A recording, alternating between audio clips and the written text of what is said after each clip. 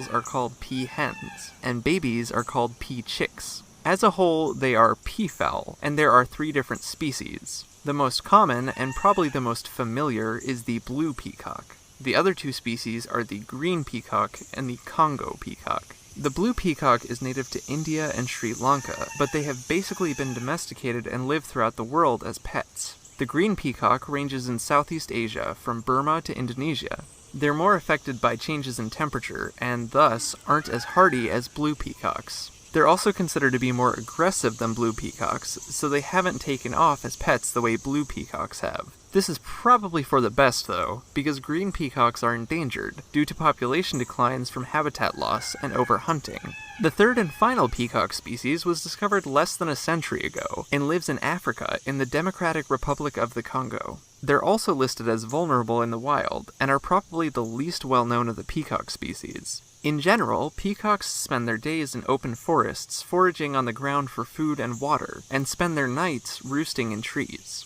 Size-wise, blue and green peacocks are the largest, with males averaging 80 inches in length, including their train, and females averaging 40 inches. Congo peacocks average about 65 inches between both the males and the females. Probably the most identifying feature of a peacock are their feathers. Male green and blue peacocks come in the color of their namesake, and have long trains with ocelli, or eye spots. These trains can be more than 50% of their body length, and the males use these feathers for mating and intimidation displays. Some people mistakenly call these the tail feathers, but the train actually covers the tail feathers of male peacocks. Congo peacocks also put on fan displays, but their train plumage is nowhere near as long as their Asian counterparts.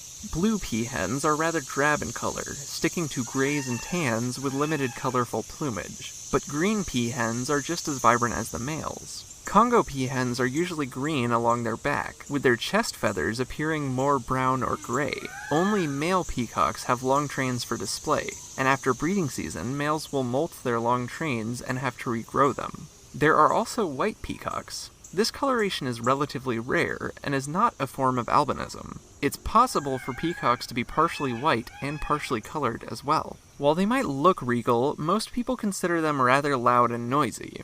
Blue peacocks sound something like this, and Congo peacocks sound like this. I kinda like the way they sound. What do you think?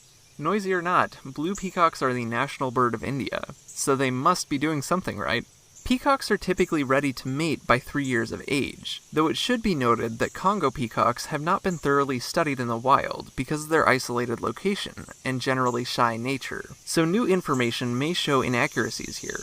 A peahen will lay roughly between 2 to 8 eggs in a nest she constructs on the ground, and incubates her clutch for just under a month. The peachicks are able to fly in just a few weeks of hatching, but they'll stick with their parents for as long as until the next breeding season before flying solo. In the wild, peacocks can live to be 20 or older, though they don't usually live as long in captivity. It's thought this is the case because captive peacocks don't have to work as hard finding food, and this may contribute to them developing chronic diseases that present with overeating and lack of exercise, such as gout.